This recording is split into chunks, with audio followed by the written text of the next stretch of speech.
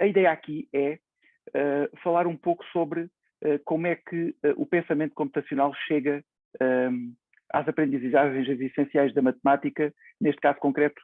ao nível do terceiro ciclo do ensino básico. Há um percurso muito grande que eu estou a omitir de propósito aqui nesta curta apresentação, mas que começou, como já tenho dito, em muitos locais por onde passo, com um workshop que foi dinamizado num TIC Portugal em 2012 ou 2013, em Faro, presencialmente. Foi a primeira vez que eu trabalhei diretamente com um workshop de computação sem computadores, ainda sem uma grande preocupação com a matemática que estava inerente ao trabalho que estava a ser realizado. Eu vou começar diretamente com o documento curricular da matemática e dizer que nós temos aqui, como chapéu deste novo documento curricular,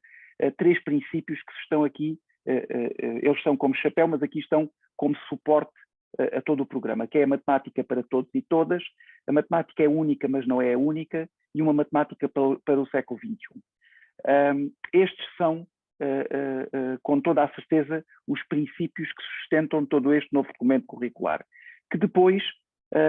acaba por integrar não só os conhecimentos matemáticos naquelas quatro grandes áreas, nos números, na álgebra, nos dados e probabilidades e, à luz da forma como é visto no primeiro e segundo ciclo, da geometria e da medida. No terceiro ciclo é apenas designado como geometria. E a par com estes conhecimentos matemáticos, temos estas 6 grandes capacidades matemáticas que devem, no nosso entender, serem integradas naquilo que é o trabalho do dia-a-dia de sala de aula com os meninos. Ou seja, nós não vamos olhar para as capacidades matemáticas de forma isolada, nós vamos integrá-las com propostas, com tarefas ricas, em que se aborda um ou outro conhecimento matemático e, simultaneamente, têm potencialidades para desenvolver uma ou outra capacidade matemática. E é aqui que surge o pensamento computacional. E surge o pensamento computacional como uma capacidade matemática. E que, de certa forma, com estas orientações metodológicas que emanam deste documento, em que o aluno deve ser o agente da sua própria aprendizagem, que as propostas devem ser assentes em tarefas poderosas e desafiantes. A dinâmica de sala de aula deve ser a de um ensino exploratório, que a tecnologia deve ser potenciadora e estar presente sempre que venha trazer valor acrescentado, em que os modos de trabalho sejam diversificados para chegar também às características dos nossos alunos, que nem todos aprendem exatamente da mesma forma, e também através da articulação dos conteúdos que se quer que a aprendizagem da matemática possa ser realizada. Quer-se também que a avaliação seja eminentemente uma avaliação formativa, que se privilegie o feedback aos alunos, para que os alunos possam, a todo e qualquer momento, perceber qual é a fase do seu percurso em que se encontram, se o caminho que estão a realizar é um caminho que o está, de certa forma, a fazer progredir na aprendizagem da matemática,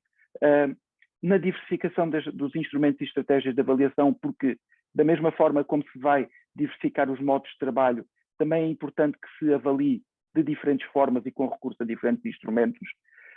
e que, de certa forma, se possa também discutir os critérios de avaliação por forma a permitir a autorregulação por parte dos alunos. Tudo isto contribui para que o pensamento computacional possa entrar, como já foi dito antes, como sendo uma capacidade matemática à par das restantes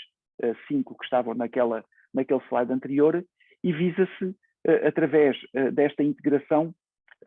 desenvolver práticas como a abstração, a decomposição, o reconhecimento de padrões, a análise e definição de algoritmos e também o desenvolvimento de hábitos de depuração e otimização de processos. E isto vai lá através das ditas tarefas desafiantes ou de problemas que muitas vezes podem estar mais abertos ou que possam ter uma ou outra linha para orientar o trabalho que os alunos devem realizar. Eu vou passar diretamente para as aprendizagens essenciais e começo ao nível do primeiro ciclo, apresentando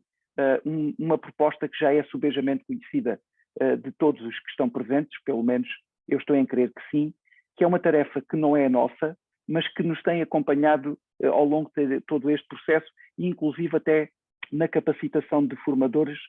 das novas aprendizagens essenciais ao nível do primeiro ciclo. Esta foi a tarefa que foi trabalhada quando se visou trabalhar a área do pensamento computacional. É uma tarefa adaptada do Bébara, que são aqueles desafios que em Portugal assumem a designação de castor informático, e que este é tão somente um desafio que nem sequer requer ao computador. É uma boa altura para fazer aqui um parênteses e para dizer que quando queremos desenvolver o pensamento computacional, pelo menos à luz da forma como nós o olhamos no terceiro ciclo do ensino básico, não necessariamente tenhamos que ter acesso à tecnologia e que tenha que forçosamente passar pela programação. Esse é um grande mito que nós estamos constantemente a tentar ultrapassar, que é a programação, sim, é uma boa forma de trabalhar e desenvolver o pensamento computacional, mas não é exclusiva, não é a única forma pela qual devemos trabalhar. Daí, apresentar aqui uma tarefa que nem requer ao computador. Não vamos ter muito tempo para passar por ela, apenas dizer que muito do trabalho que pode ser feito dos alunos, o acompanhamento do professor é a forma que nós temos de ir com a devida intencionalidade, perceber se alguma daquelas práticas do pensamento computacional está a ser trabalhada pelos alunos, que deverão estar a trabalhar em pares ou em pequenos grupos,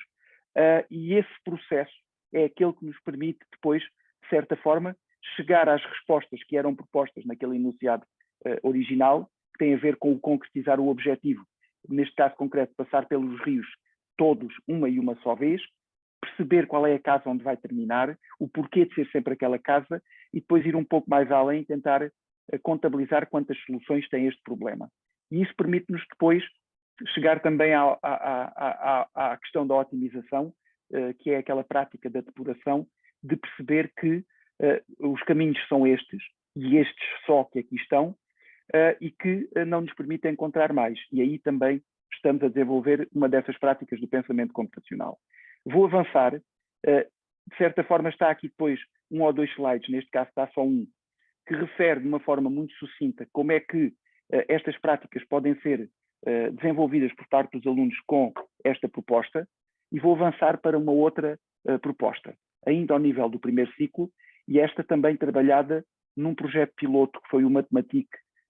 que de certa forma pretendia trabalhar esta questão do pensamento computacional ao nível do primeiro ciclo do ensino básico. Isto é uma proposta de uma sequência de figuras, triângulos e circunferências, e que se pede para que os alunos possam perceber qual é a lógica desta sequência, perceber que,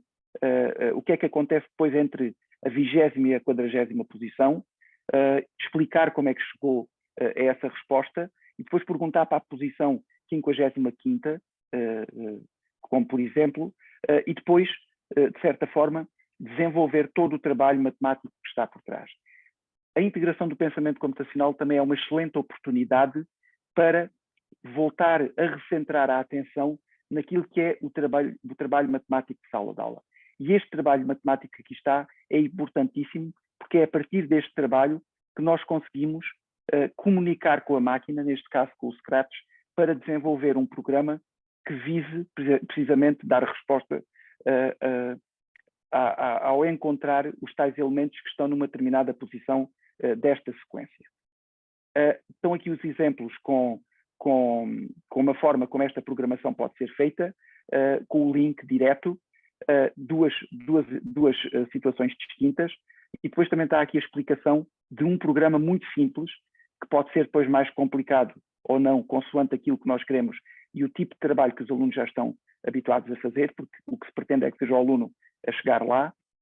e vou avançar precisamente, passando também pelas práticas do pensamento computacional, e passar para uma extensão que depois pode voltar a ser apresentada, por exemplo, aquela primeira ao nível do segundo ano de escolaridade, e esta poder ser trabalhada depois um pouco mais tarde, talvez no terceiro ano de escolaridade. Que de certa forma é uma extensão da inicial, só que em vez de estarmos a trabalhar com o resto da divisão por 2, já estamos a trabalhar com o resto da divisão por 4. Uma vez mais, também está aqui um projeto preparado para isso, para criar a partir de uma base. Vou passar para o segundo ciclo e vou apresentar aqui um exemplo que vem precisamente de uma ação do professor que está lá ao nível, neste caso concreto, estou em crer, do 6º ano de escolaridade. É uma situação muito simples em que 2 amigos vão passear os cães dos vizinhos nas férias e durante essas 7 semanas vão ser remunerados por esse pequeno trabalho. O Xavier recebe tudo de uma vez só, os 75 euros, e a Ana vai receber inicialmente apenas um euro ao fim da primeira semana e depois vai duplicar o vencimento da semana anterior na semana seguinte. E a ideia é perceber como é que se comporta esta remuneração da Ana e de que certa forma é que pode ou não ser vantajosa a partir de uma dada altura. Está aqui também o link para a folha de cálculo, não é nada de especial, mas muito rapidamente aqui não tenho, mas eu depois vou incluir aqui um slide que também tem as práticas do pensamento computacional. Eu vou mudando as apresentações e há umas que têm logo as práticas precisamente com uma captura de ecrã da própria folha de cálculo. Eu depois vou incluir aqui,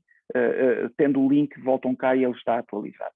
Vou passar para o nível do 3º ciclo e relativamente ao 3º ciclo eu vou apresentar 2 exemplos. Vou apresentar um primeiro exemplo dentro da geometria, do tópico das figuras planas, ao nível das construções e lugares geométricos. E às tantas, nas ações do professor, no documento do 9º ano, é feita uma sugestão para construir polígonos estrelados através ou de um ambiente de geometria dinâmica ou também através de um ambiente de programação visual. E é precisamente aqui que foi construída esta tarefa, que não está nas aprendizagens essenciais, mas que foi construída com base naquela sugestão que é feita nas ações do professor. E esta tarefa consiste em, primeiro, dar uma pequena definição do que é um polígono estrelado regular. A definição esta que nos foi facultada pelo Pedro Macias Marques, que também é coautor das aprendizagens essenciais, especialista na área da geometria, e foi-nos dada esta pequena definição para que os alunos possam, a partir dela, iniciar então o dito trabalho. Só não está aqui porque não tinha espaço, mas esta é também uma proposta que está num artigo que saiu na revista Educação e Matemática da Associação de Professores de Matemática em janeiro deste ano, específica da revista temática do pensamento computacional. Era dado como exemplo o pentagrama, ou seja, o polígono estrelado de 5 vértices, como sendo um exemplo de partida. E a partir daí, os alunos poderem começar a trabalhar com um polígono regular de 7 vértices, de 7 vértices, e a partir daí tentar encontrar quantos polígonos estrelados é que consegue encontrar. Ela poderia ficar assim, mais aberta, mas pode ter também esta hipótese de ter estes vários passos que ajudam a conduzir o aluno durante a resolução da tarefa. Não é consensual, mesmo dentro da equipa do 3º ciclo, eu fiz equipa com o Paulo Correia e com a professora Leonor Santos, e nós próprios vamos divergindo de opinião, mas sempre de uma forma muito respeitada entre todos, em que há quem defenda que as tarefas devem ser mais abertas para que possa dar aso a aparecerem uma multiplicidade de resoluções maiores, mas também há quem defenda que devem ser guiadas com algumas questões para que os alunos possam, de certa forma, aqueles pelo menos que têm mais dificuldades, em ter um fio condutor naquilo que deve ser o trabalho a realizar. E aqui o que se pretendia era perceber o que é que acontece se forem unidos os vértices consecutivos, não consecutivos, quantos polígonos estrelados é que vamos conseguir obter, qual a amplitude do ângulo e qual a relação dessa amplitude com o número de vértices do polígono. E a partir daí passar para outro número de vértices. Apresento aqui um exemplo muito simples. Eu não sei se estou também a partilhar a tela do que está a aparecer neste momento, mas eu estou em crer que sim. E muito rapidamente iria mostrar que o que é que poderia ser o trabalho dos alunos nesta circunstância. Se eles fossem unir os vértices todos consecutivos, iriam obter o polígono regular, não é um polígono estrelado como nós definimos há pouco. E o que é que vai acontecer quando começamos a unir vértices, não com o vértice que está logo ao lado, mas tentando fazer aqui alguma ligação, não com o consecutivo, mas pulando alguns dos vértices. Esta é uma situação em concreto em que nos dá origem a um primeiro polígono estrelado. E depois, pulando não apenas um vértice, ou seja, em vez de pular do primeiro para o segundo ou para o terceiro, vamos pular para o quarto. O que é que vai acontecer? Vamos encontrar aqui uma nova situação. E poderíamos continuar, se não passássemos para o quarto, se passássemos para o quinto, se eu não tivesse unido este diretamente com este, mas se tivesse unido com aquele, eu iria fazer a construção do mesmo polígono, mas por uma ordem inversa. E é isso que nos permite, por exemplo, com a depuração, começar a perceber que, a partir de uma certa altura, vamos começar a obter o mesmo polígono estrelado, mas por uma outra ordem. E a partir daqui, com base neste trabalho que aqui é apresentado, e com base nestes ângulos que vão aqui aparecendo, poder-se-ia, a partir daqui, chegar a uma possível programação em Scratch, se fosse esse o objetivo. Só por ali já conseguiríamos desenvolver aquelas 5 práticas do pensamento computacional, nomeadamente a abstração, através da identificação dos elementos essenciais, da decomposição, porque de certa forma estamos a começar a trabalhar com alguns polígonos com um número de vértices específico, na parte do reconhecimento de padrões, porque de certa forma, pulando sempre o mesmo número de vértices, estamos a reconhecer ali um determinado padrão, e na algoritmia, que quando começamos a relacionar aquela amplitude daquele ângulo com o número de vértices que tem. E a partir daí, que tem o polígono em concreto. E a partir daí poder chegar à obtenção e à construção de um programa que permitisse fazer então o desenho dos polígonos estrelados. Claro que serão os alunos que terão que chegar aqui e terão que ser os alunos, de certa forma, estamos em crer que ao nível do 9º ano já têm alguns conhecimentos a fazer esta programação que está aqui associada. E que depois, de certa forma, nos permite pelo menos fazer esta generalização ao nível destes em concreto. Vou continuar e vou passar para um último exemplo. Eu já devo ter passado os 15 minutos há muito tempo, mas como o David não me cala, eu vou continuar a falar. Temos à mesma Mas aqui 2 minutos, Gonçalo.